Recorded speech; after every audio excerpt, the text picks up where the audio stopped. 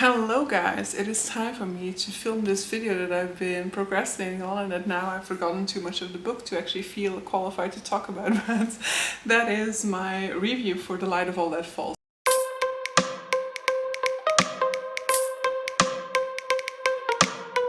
So, as the title indicates, how about that ending? I'm going to be spoiling this book within this video, so click away if you don't want any spoilers for the final book within this series. So, let's get right on cracking. I'm gonna try, as I did previously, to kind of quickly, in this case, sum up like the storylines for these different characters, but to some extent some of them are already a little bit vague in my mind. So, with the character of Wur, within this book we're mainly looking at him, his new leadership role, his role as a North Warden has become even more complicated because sort of like half of the council has kind of left because of figuring out that he has the power to control people with the Outtro, where that's kind of the excuse that they're using because basically some of them have some prior knowledge about something that is to come. And so we see Wur as he navigates this leadership role and the boundaries of using the Outtro and the ethicalness of that, though I would say that I basically was hoping for more of that compared to what the book is giving. And so with him we're definitely on the sort of more like military side of things. We find out that the city of Ilinilan is basically destined to be destroyed. Or has foreseen this future, and so with his storyline will basically be at the front lines of some of the action basically. With the character of Asha is within the, what is it called again? The tributary, feeding power into the boundary at the beginning of this story, and so mentally she is hiding out in Caden's Dokkan, in his safe haven, where she is being trained by an imaginary version of his past wife. And then within her storyline we'll kind of be trying to figure out how to escape the tributary without the boundary falling down. And then in Caden's story, that's a good question actually, because Caden's story is a little bit complicated here because we have different versions of Caden running through this story. But so Caden has basically been trying to figure out how to move on, how to solve this conflict once and for all, trying to basically outsmart the other Venerate. And in another storyline we see meeting up with Davian.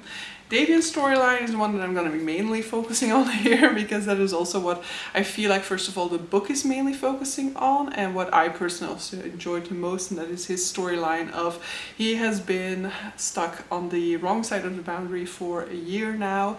He has basically been tortured to some extent there and is now basically the plaything of the Venerate to some extent, who are trying to get to him to see how bad of a person Caden is, trying to turn him against Caden. However, very soon he's kind of thrown into this sort of like jail, which is basically an alternate reality that is being guarded by, what are they called?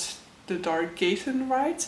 And there he's basically trying to find a way out of this situation, and there he ends up meeting up a different version of Caden again. And so this is the worst recap that I have for this book at this point in time. But so the main thing with this story is its ending and the way that everything has already been leading up to it, and that is this idea that basically towards the very end of the entire storyline we end up managing to keep both we end up managing to save Davian, so that because originally there was a sort of idea that, as long as there is a aura left in this world, then the conflict will go on forever because there is still Khan in this world. And so they needed to get to a situation in which there is nobody left who can wield Khan, as that would then result in the rift sealing. And basically at the end they have some sort of a fix that they can use on somebody And so basically at the end, the conclusion is kind of that everybody will have to die, but they do find a way to save Davian. However, by ensuring that Davian can no longer manipulate Khan, the worry then becomes that he cannot travel back into the past to warn Caden about what a horrible person he is, and thus set Caden on his new life path.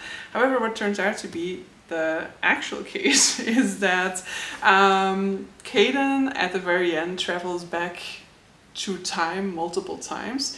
When he travels back in time, we find out that while they were in this parallel universe, there was a moment in which they had to escape that parallel world, but one of them was unable to do so. She was unable to transform, and Caden figured out that that was because she was pregnant, and so he did something to her to basically kill the child, and that way she was able to escape after all. And when he travels back in time, he actually visits her after she has gone back to the real world, let's say, to her real time, and we find out that she does still have the baby. The baby is still with her.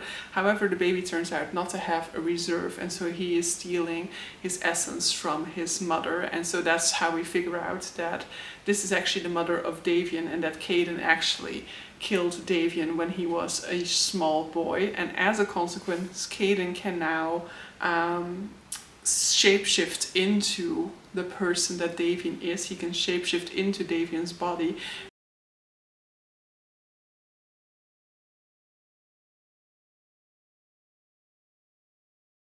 Meaning that he can go back to his past version of himself and be the person to warn Caden about what a horrible person he is, what all the wrong things he has done in his life. And so it's actually Caden who kills Caden. So this ending is definitely the reason why this book gets a 5-star for me, because of how well-rounded it is. But I will say that this book definitely like had its moments of, you know, structural disintegrity.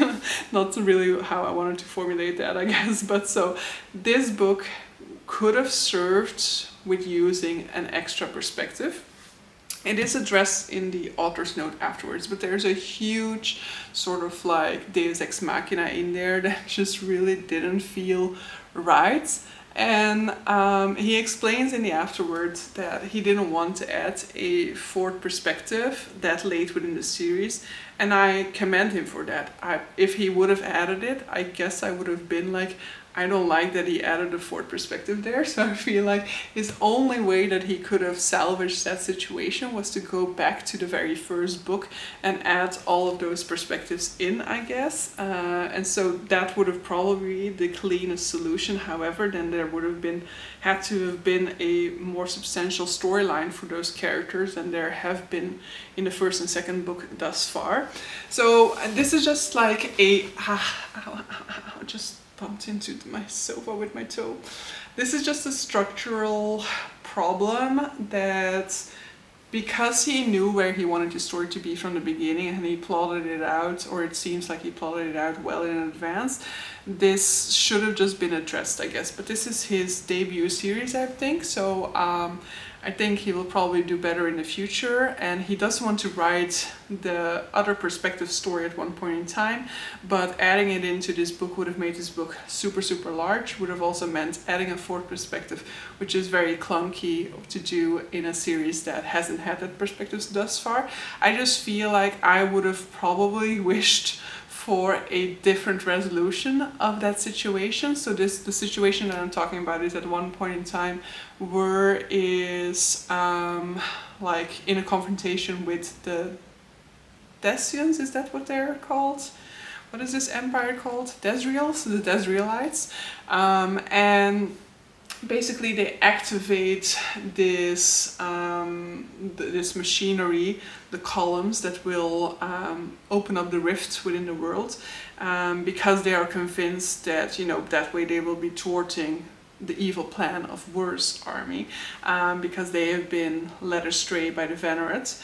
And at that point in time, it is basically, what is his name? Aelric, I guess, who in some sort of a weird armor that we don't really find out much about yet ends up saving the day and breaking down these columns, thus destroying this machinery. But so basically they kind of come out of nowhere, and the real Deus Ex Machina, I think, is actually right before that, when Word is about to die, and then he is saved by what is her name? The sister of Elric, Desria, something like that. And that just, yeah, that's just like such an obvious Deus Ex Machina, and I think that that could have been like really rewarding if you would have read the other perspectives leading up to that from Elric and Desria, if you would have seen them like making their way shortly towards our other group of people, and just seeing that all come together. That's something that I really enjoy in books, is seeing perspectives come together. So that could have been a really masterful moment like that. That's not a word. But because of the restraints that he mentions, and I agree with those restraints, that ended up being quite clunky. It didn't really feel satisfactory. It felt quite easy, quite convenient, and I feel like the only real good solution would have been to come up with a different way to stop this conflict, or maybe just to find another way to or maybe even kind of like lower the stakes and have this resolved before we get to that sort of like almost end of the world scenario, though that would have probably felt a little bit like anticlimactic. But I just feel like this really reads like structurally insufficient. And I feel like overall, structurally, the third book is probably the weakest, because it definitely feels like very heavily centered mainly on the Davian storyline, and it feels like the most imbalanced of all three of the books. Notwithstanding, I did give it 5 stars because it does have that huge satisfaction of that end resolution, and I was still throughout the entire book gripped and trying to like read even more pages in order to get to the end faster, in order to figure out what was happening faster. So it definitely had that sort of like popcorn read feel of me wanting to continue every single time, wanting to know what was going to happen next, and then that really satisfactory ending to it. But that's not to say that there weren't moments definitely in the book that I felt like, yeah, this is like not really perfect or ideal. There's also a moment that I also would have loved not to have seen in there, where they exchange Asha with I don't even know his name anymore, but the elder who basically was responsible for the attack on the school in book 1. And that guy, even though he is kind of like, you know, he's a bad guy, he's on the wrong side, he has been basically reduced to just being in a vegetative state at one point in time, I think within this book, maybe within the last book. And we kind of take his body and use that to fuel the tributary. And that is really ethically questionable behavior that, you know, I feel like didn't really work for me as a choice. I was just like, okay, we're just gonna do this, we're just gonna go for the end justifies the means. Like, yeah, we need somebody to replace Asha at this point in time so that we can have Asha on the front lines helping out our forces. And so we're just gonna ignore the fact that this is really questionable and we don't have like this person's consent to use his body in this way. We're just gonna ignore that and basically just also then do the end justifies the means type of decision, which is basically what the series has been trying to say is like one of the most evil, like the 2 most evil things to say is the lesser of 2 evils, and the end justifies the means. But here we're basically doing the same. So yeah, those are my incoherent thoughts about this book. It's definitely a lot shorter of a discussion than I had for An Echo of Things to Come, but of course I don't have to go through a ton of history of the world and trying to make sense of that. Plus I've forgotten quite a fair bit about this book since finishing it, unfortunately. But it is definitely a series that is it's definitely high in my ranking now of favorite series I've consumed, definitely in the past few years, but maybe in all time as well.